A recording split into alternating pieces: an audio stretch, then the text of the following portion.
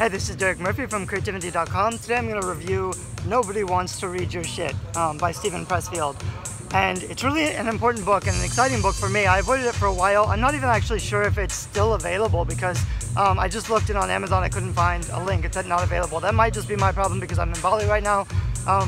But the reason I like it a lot is because I have some problems with Pressfield's first book, which is The War of Art. And what most authors love is The War of Art because it helps people overcome resistance, and most authors have trouble actually finishing a book. So the idea of resistance is there's this devil, and the devil is trying to keep you from finishing the work, and you just have to push through it and fight with the devil to get the work finished. And that's really useful advice that helps authors finish work, which is why people love it. But the problem a lot of authors have is that they finish work that nobody really wants to read. They finish books, they listen to their muse, they refuse to use tropes or look at genre conventions or satisfy their readers, because in War of Art, Pressfield says that thinking about the market or thinking about who's going to read your work is actually prostitution or selling out, which I don't believe. So I was really excited to read Nobody Wants to Read Your Shit because it's kind of like the antidote to The War of Art. And the way it kind of works is The War of Art is meant to solve a problem, and the problem is if you have fear or resistance or you're having trouble to get the work finished, The War of Art is a great solution for that. But what happens is a lot of authors finish work, they use, Pressfield's model in The War of Art, and they finish the book, and then they can't sell it because they've written something that nobody wants. It has no market. There's no desire for the thing that they've written, and they haven't written a satisfying book that readers enjoy. If you don't write books that readers enjoy, you can't sell it, and you don't deserve to earn a living from your writing. So the great thing about Nobody Wants to Read Your Shit is it's kind of the next step. So War of Art is, battle through the resistance, finish the work. Nobody Wants to Read Your Shit is, okay, you've learned how to write novels, but nobody likes it. Now what do you do? What do you do when you can't sell it, when nobody wants to read it? And then Pressfield goes into, okay, there are these things called universal rules of storytelling that have been in place in civilization since before Aristotle. So he says, if it worked for Aristotle and Shakespeare, of course it's going to work for you. Human beings respond to stories that are told in a certain way. And it's actually, I like it because it shares Pressfield's background. The War of Art doesn't really. The War of Art talks all about the belief and the passion and the creative work. But in Nobody Wants to Read Your Shit, Pressfield says that actually, he was a failed starving artist for 27 years. He wrote a bunch of books that didn't sell.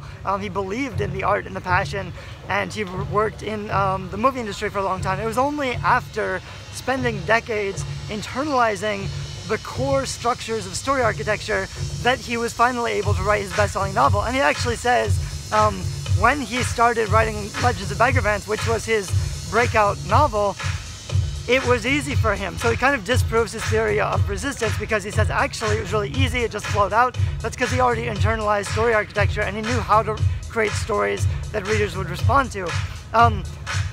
The reason so I love the book Nobody Wants to Read Your Shit. It's a great book on craft, on writing, on how to write books that sell. It's awesome, you should read it. What I don't like about it is that really it's more important to read first. So if you're not reading, most authors, they read The War of Art and they never read Nobody Wants to Read Your Shit. And Nobody Wants to Read Your Shit is so much better and it's so much more practical because it actually gives step-by-step processes for writing commercial fiction and what every commercial genre fiction needs to have. So it has like a map, a roadmap. I really recommend you study it. I put some notes up on creativity.com about Nobody Wants to Read Your Shit and the best features. There's so much good stuff in there, and a lot of it really seems to contradict The War of Art. So I think it should be read as a series. There's actually one more book in the middle by Pressfield's editor, Sean Coyne. They kind of co-write the books together. That book is Story Grid, which is also about writing commercial fiction. I just think instead of reading them in a series from The War of Art to Story Grid to Nobody Wants to Read Your Shit, you really need to read them all together, and you really need to start from the position of focusing on your readers, providing value to your readers. If you're not trying to provide values to your readers on purpose, it's going to be really hard to sell your books or write books that readers enjoy. Whereas if you read books like Pressfield's Nobody Wants to Read Your Shit first, it's going to help you so much to write books that matter and write books that are successful and that readers enjoy faster.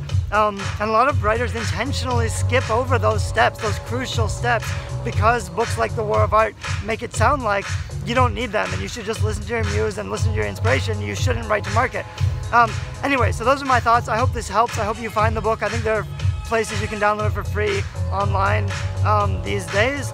So I definitely recommend The War of Art, but I have reservations about it because I know a lot of authors who read it and then they resist writing to market. And if you're not writing books that readers love, it's going to be difficult to sell. It's going to be really difficult to make a living as a writer.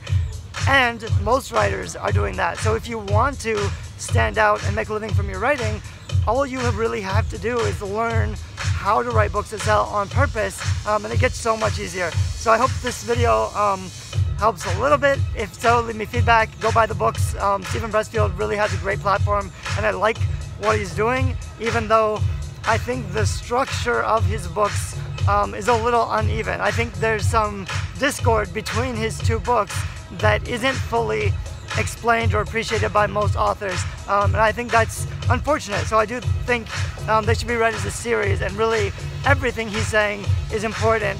You can't just choose the first book and ignore the next one, which is really also critical to writing books that sell. Thanks, bye-bye.